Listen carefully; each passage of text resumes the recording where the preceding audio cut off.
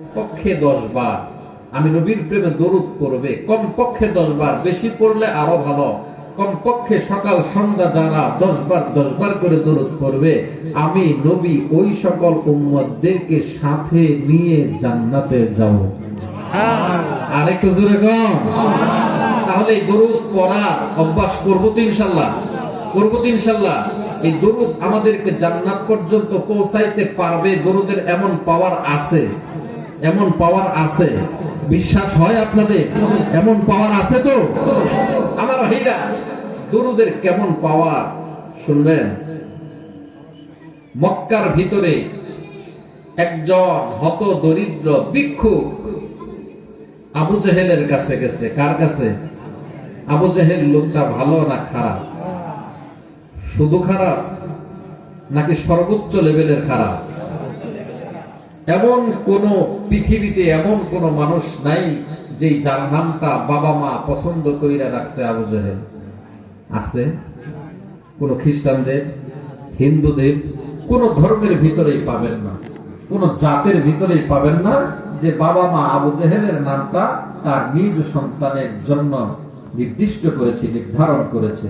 ফিরআউন কোন সন্তানের নাম রাখা হয়েছে? কেউ রাখে না। এত বড় জঘন্যতম খারাপ। অথচ তৎকালীন সময় আবু জেহেলের অনেক অর্থ সম্পদ ছিল, অর্থ সম্পদের কোনো অভাব নাই। এমন অর্থ সম্পদ ওয়ালা একজন ধনী মানুষের কাছে, নেতার কাছে একজন হত দরিদ্র ভিক্ষুক গেছে। ভিক্ষুক গিয়া বলতেছে, আবু জেহেল নেতা, আমরা তো জানি আপনি অনেক ধনী মানুষ, বড় মাপের নেতা, আমি বড় গরিব মানুষ, আপনার কাছে আসছি, আপনি আমাকে কিছু সাহায্য করুন। আমার পরিবারে বড় অভাব, আমার বাড়িতে খাদ্য সামগ্রী বলতে কিচ্ছু নাই, নেতা আমাকে কিছু সাহায্য করুন। আবু জেহেলের কাছে পর্যাপ্ত পরিমাণ অর্থ সম্পদ আছে সাহায্য করার মতো, কিন্তু সে করবে না।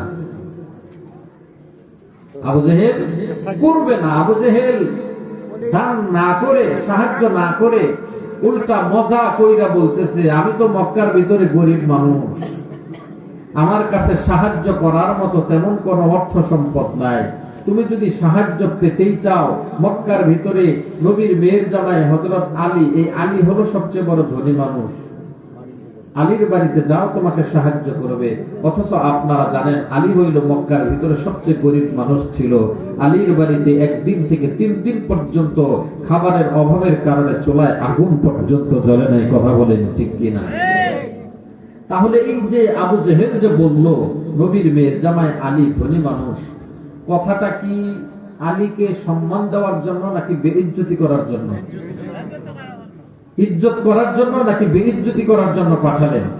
বেইজ্জতি করার জন্য পাঠালেন, অসম্মান করার জন্য পাঠালেন।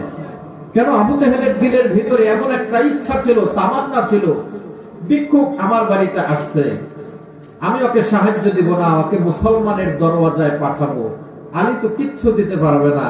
ঘুরে ফিরে দিন শেষে বিকেল বেলায় ভিক্ষুক আবার আমার কাছেই আসবে।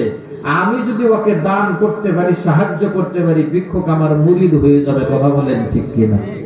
এমন চিন্তা চেতনা নিয়া আবু জেহেল ভিক্ষুককে সাহায্য করলো না, আলীর বাড়ির তথ্য দিয়ে দিল। কার বাড়ি? আমার ভাই জান, আমার বন্ধুগণ,